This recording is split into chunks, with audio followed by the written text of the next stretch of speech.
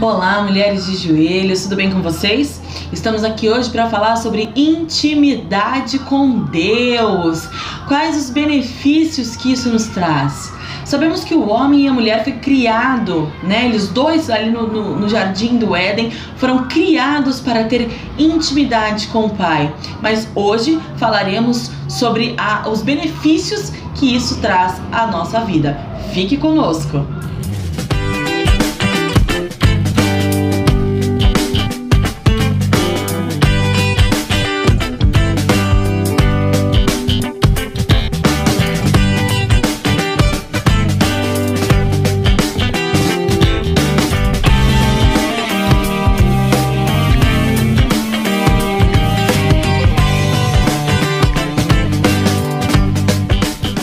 Criou para ter intimidade com Ele. Quando Ele criou Adão e Eva, Ele criou para sermos íntimos. Todos os dias, na viração do dia, a palavra nos ensina que o Senhor estava com eles. Ele ia até o jardim para caminharem, conversarem, estarem juntos, terem intimidade. Mas infelizmente Adão e Eva ali caíram no pecado. O pecado entrou no jardim, eles foram expulsos do jardim. E aí nós perdemos essa intimidade, essa comunhão. Hoje, para termos isso, precisamos buscar. E qual é o primeiro benefício que nós encontramos em ter intimidade com o Senhor? O primeiro benefício que nós encontramos é sermos conduzidos por Deus. Já pensou ser conduzido pelo Senhor em tudo que você fizer, onde você souber que você não está mais errando, porque você tem o conduzindo? Em Êxodo 13, 21 e 22, nós acompanhamos a história na Bíblia do povo que saiu do Egito, o povo do Senhor que foi liberto e foi levado, estava indo rumo a Canaã, liderado por Moisés, e eles estavam ali no deserto. E o deserto, durante o dia, ele tem um sol escaldante. E o Senhor colocava nuvem. E o Senhor, o próprio Deus, ia como uma nuvem ali cobrindo eles, guardando eles daquele sol, para que eles não viessem a ficar queimados, para que eles não viessem ter doenças, porque nós sabemos que um sol muito forte traz doenças para a nossa vida. O Senhor protegia eles. E à noite no deserto é o contrário, é um clima extremamente frio, e então a palavra nos mostra que o Senhor ia como coluna de fogo, e isso ia direcionando eles. Aonde a nuvem parava, ou aonde a coluna de fogo parava, eles sabiam que ali era o lugar onde eles tinham que armar acampamento. Então, quando andamos com Deus, nós temos o benefício de que o Senhor nos guie. Você vai entender, né, quando o Senhor estiver te guiando. Quando andamos com Deus, temos o benefício de ser encorajado por Ele, como Josué foi em Josué 1:9. Vamos ler? A palavra nos diz: esta é a minha ordem, e aqui é o Senhor falando: seja forte e corajoso, não tenha medo, nem desanime, pois o Senhor, seu Deus, estará com você por onde você andar. E essa foi a ordem que o Senhor deu a Josué. E não foi somente uma ordem, aqui foi dizendo: pode ir porque eu estou contigo. Né? Ele encorajando a Josué, dizendo a Josué que ele deveria ser forte e corajoso. E quantas vezes precisamos somente de uma palavra para estarmos ali com a coragem de volta. Por vezes nos sentimos temerosas, mas o Senhor, Ele nos encoraja. Ele usa a palavra dEle para nos encorajar, e muitas vezes usa inclusive servos dEle, né, para nos encorajar. Então é mais um benefício. Até agora nós vimos que quem anda com Deus é direcionado, é conduzido pelo Senhor, e que também é motivado pelo Deus, né, pelo nosso Deus, pelo nosso Pai. Quando andamos com Deus, também somos protegidos por Ele. Aleluia! Em Salmos 23:4 nós vemos essa proteção. Vamos ler?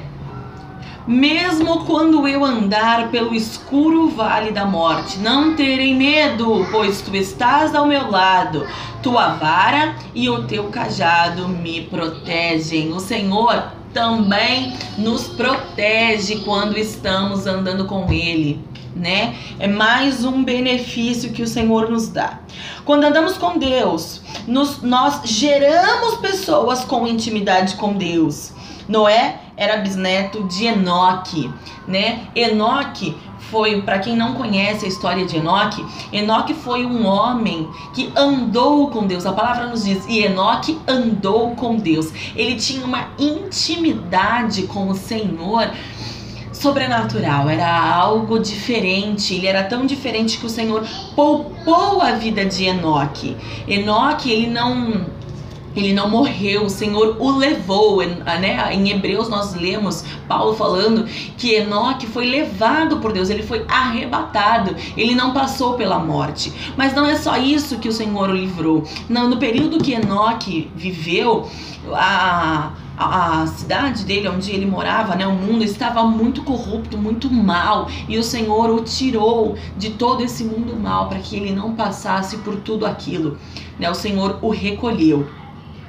E Noé era bisneto de Enoque, ou seja, tudo aquilo que Enoque plantou chegou até Noé, né? Noé foi o homem íntegro, justo que Deus achou na terra quando a terra estava perdida, e foi ele que foi eleito e escolhido para continuar vivo quando o Senhor mandasse a sua ira na terra em forma de chuva para que exterminasse com todos e começássemos do zero. Não foi à toa que Noé se tornou um homem íntegro, um homem justo, um homem correto. Ele teve uma linhagem que o ensinou a ser assim, um homem que andou com Deus, e com certeza passou isso aos filhos, que passaram aos filhos até que chegou a Noé, e ele então foi escolhido. Então, quando andamos com Deus, nós abençoamos a nossa geração, porque ensinamos às nossas futuras gerações quem é esse Deus, e esse ensinamento cria pessoas que também terão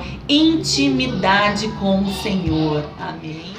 Bom, não dá para falar de Enoque, né, sem falar que Enoque prezava pela intimidade com Deus. E a Bíblia nos diz que com 65 anos, então, o Enoque começou a ter essa intimidade através da oração. E quando compreendemos que a palavra de Deus e a oração nos levam a uma vida de devoção, não tem como você alcançar essa devoção ao Senhor, né, sem você ter conhecimento da palavra e fazer uso da oração.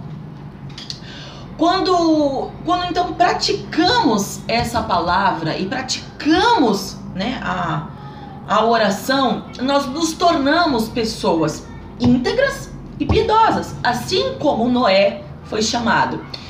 E nós nos tornamos desejosos de cumprir a vontade do Senhor. Isso é algo fascinante, né? Porque por muitas vezes, na verdade sempre, a vida inteira, nós nascemos e crescemos com as perguntas: o que você quer ser quando você crescer? O que você quer ser o ano que vem? Né? É sempre o que você quer. Mas quando nós começamos a estudar a palavra, quando nós começamos a orar, a buscar essa intimidade, essa devoção com o Senhor, nós começamos a buscar a vontade do Senhor. E isso nos torna pessoas íntegras e piedosas, porque é isso que o Senhor é, né? O próprio Deus é a piedade, Ele tem piedade de todos nós. E o nosso Deus é íntegro. A palavra íntegra, no original, ela significa perfeito, completo, inteiro, em sentido moral. Então, quando nós começamos a buscar a palavra, é esse tipo de pessoa que nós nos tornamos. Em Salmos 19:7, diz o seguinte: a lei do Senhor é perfeita e refrigera a alma. E então eu fui buscar sobre isso, né? A lei do Senhor, ela é perfeita, ela refrigera a alma. E o que é ser perfeita? Ela é sem falhas, ela não tem falha nenhuma, ela é completa. É ela que traz refrigério à nossa alma. E o que é refrigerar a alma? A palavra refrigério que é usado na palavra do Senhor, no original significa trazer de volta, né? Ou seja, ela significa restaurar. Sabe quando a gente tem um celular e ele tá ficando ruim, tá travando, e a gente vai lá e dá um reset, restaurar com as configurações de fábrica? É exatamente isso que aqui está falando. A nossa alma é a sede da nossa emoção, é aonde nós temos as nossas emoções à flor da pele. E aqui, quando diz refrigera a alma, ela está querendo dizer que ela vai levar as nossas emoções de volta, restaurar como ela foi criada para ser. Adão foi criado para ser um homem íntegro, ser perfeito, ser completo. A nossa alma, nossas emoções hoje em dia não são completas. Mas a lei do Senhor, aquilo que o Senhor tem como lei, aquilo que o Senhor tem dentro dos estatutos dele, isso sim leva a nossa alma a ter um reset, a ser resetada, a ser completa, a ser íntegra de novo. Se você nesse momento está sentindo as suas emoções fragilizadas, saiba que para você se sentir forte de novo, inteligente emocionalmente, você precisa dessa restauração que só a lei do Senhor pode nos dar. Amém? A primeira coisa que acontece na nossa vida quando nós temos intimidade, eu quero falar agora sobre o que acontece na nossa vida, não os benefícios somente, mas o que acontece. A primeira coisa é exatamente isso que nós estávamos falando. Quando nós buscamos intimidade com o Senhor, começamos a entender o que é a palavra, o que é a oração, o que é a devoção, o que é fazer a vontade de Deus, o Senhor começa a restaurar as nossas emoções. Nós começamos a ter uma diferença na nossa alma, na nossa emoção, nós começamos a ter controle emocional, nós começamos a fluir do Espírito do Senhor isso na nossa vida. Nós passamos a ter o nosso emocional curado, diferente, não é mais a mesma coisa. A segunda coisa que o Senhor ministrou ao meu coração, que acontece na nossa vida quando nós estamos com intimidade com Deus, é que o Senhor passa a nos revelar segredos, coisas ocultas que só Ele sabia, Ele passa a nos confidenciar. Em Salmos 25:14 diz o seguinte: o segredo do Senhor é para os que o temem, e Ele lhes fará saber o seu conserto ou sua aliança. O resultado da intimidade com o Senhor, isso passa a acontecer como resultado quando nós temos sinceridade, temor, obediência ao Senhor, passamos a caminhar com Ele, Ele passa a nos contar e nos revelar segredos que antes eram ocultos a nós. Isso é maravilhoso. Quem não gosta de saber coisas ocultas que só o Senhor sabe? Promessas e alianças que Ele faz conosco, nos mostrando aquilo que Ele quer nos dar, aquilo que Ele quer fazer a nós, né? Isso é maravilhoso. Por quantas vezes buscamos do Senhor saber o que Ele tem para nós. E quando o Senhor começa a nos mostrar, Ele começa a colocar a nossa alma em dia, né? A dar um reset na nossa alma. E então nós temos sabedoria emocional, inteligência emocional para lidar com tudo. Ele começa a nos mostrar a aliança que Ele tem conosco. Ele faz pactos conosco, aliança conosco de dizer, olha, eu quero usar você em tal área. Ele começa a revelar para que você nasceu, qual é o seu propósito, qual a sua missão. E isso é o que dá sentido à nossa vida, descobrir para que nascemos, para que fomos criados. Isso é maravilhoso. A terceira coisa que nos acontece é que nos tornamos pessoas espirituais, que são esclarecidas pelo Espírito Santo. Nós desfrutamos das influências, da graça e dos dons do Espírito Santo na nossa vida. Ou seja, passamos a ter discernimento das coisas espirituais. Isso nós encontramos em 1 Coríntios 2:14. E diz assim: ora, o homem natural não compreende as coisas do Espírito de Deus, porque lhe parecem loucura, e não pode entendê-las, porque elas se discernem espiritualmente. Se você é um homem natural, se você não tem intimidade com Deus, se você não tem o Espírito Santo na sua vida, não adianta você tentar entender coisas espirituais. Você só vai entender coisas espirituais quando você se tornar alguém espiritual. E para você se tornar alguém espiritual, você precisa ter comunhão com Deus, comunhão com o Espírito, porque o Espírito do Senhor testifica com o nosso espírito. E aí você passa a ter discernimento do Senhor. Em 1 Coríntios 2,16 diz: porque quem conheceu a mente do Senhor para que possa instruí-lo? É uma pergunta.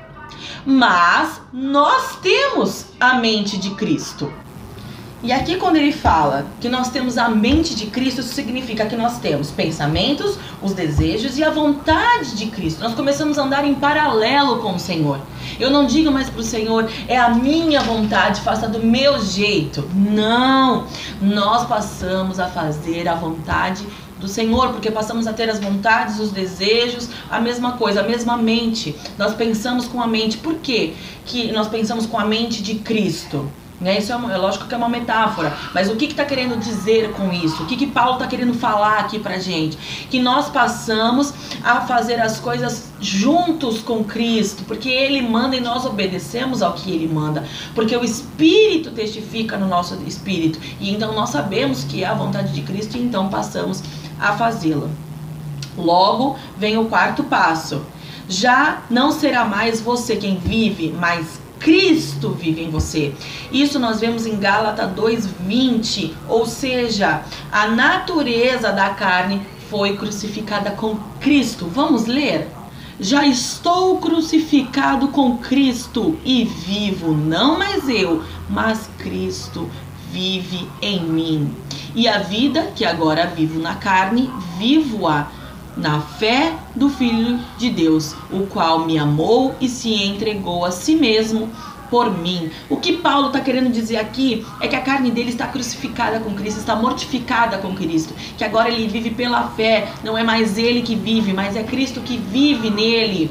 Ele tem agora a mente de Cristo, ele vive o que Deus quer que ele viva, ele vive os propósitos de Deus na vida dele. É isso que Paulo está falando. A minha carne não manda mais em mim, porque a intimidade que ele tem com Deus o fez se tornar um homem ao qual conhece a mente de Cristo. Paulo ele viveu tudo isso que a gente falou. Ele foi protegido por Deus, ele foi direcionado por Deus, ele foi motivado por Deus. Paulo foi transformado. Paulo, antes de ser Paulo, ele era Saulo, ele era perseguidor dos cristãos, ele matava cristãos. E quando ele teve o verdadeiro encontro com Cristo, tudo na vida de Saulo mudou, inclusive o nome, que passou a ser Paulo. E então esse homem experimentou tudo isso que falamos, e esse homem se tornou íntimo do Senhor, íntimo do Espírito Santo. E eu quero deixar claro a vocês que o Senhor só nos faz participar de planos que Ele pretende cumprir nas nossas vidas. O Senhor não fará alianças contigo, o Senhor não te fará promessas, o Senhor não te fará ver coisas que Ele não pretende cumprir na sua vida. Então, se você começa a ter a mente de Cristo, se começa a ser o Senhor a viver na sua vida e não mais você, e você passa a ter uma intimidade tal ao qual você começa a saber os segredos do Senhor na tua vida, saiba que tudo isso que o Senhor tem te falado, tudo isso que o Senhor tem te confidencializado, é porque Ele quer cumprir na sua vida. É maravilhoso ter a intimidade com o Senhor, aprender a ouvir a voz do Senhor. Sim, nós podemos ouvir a voz do Senhor no nosso espírito. E eu espero que essa palavra te gere uma vontade, uma sede, uma fome do Senhor e dessa intimidade com Ele, que só é gerada através da palavra do Senhor e das nossas orações. Busque, queridos. Busque, queridas. Vocês não vão se arrepender, vocês só vão ter benefícios, só vão ter mudança de vida, mudança de resultado. Vocês poderão descobrir o propósito de vocês, descobrir o que é a vida em abundância, que o Senhor veio para nos dar vida e vida em abundância. A vida em abundância é aqui na terra. não é vida em abundância somente no céu. O Senhor veio para te dar todas essas coisas ainda em vida. Então, busque incessantemente, diligentemente, até que você chegue neste nível. É o que eu te desejo. Em nome de Jesus. Até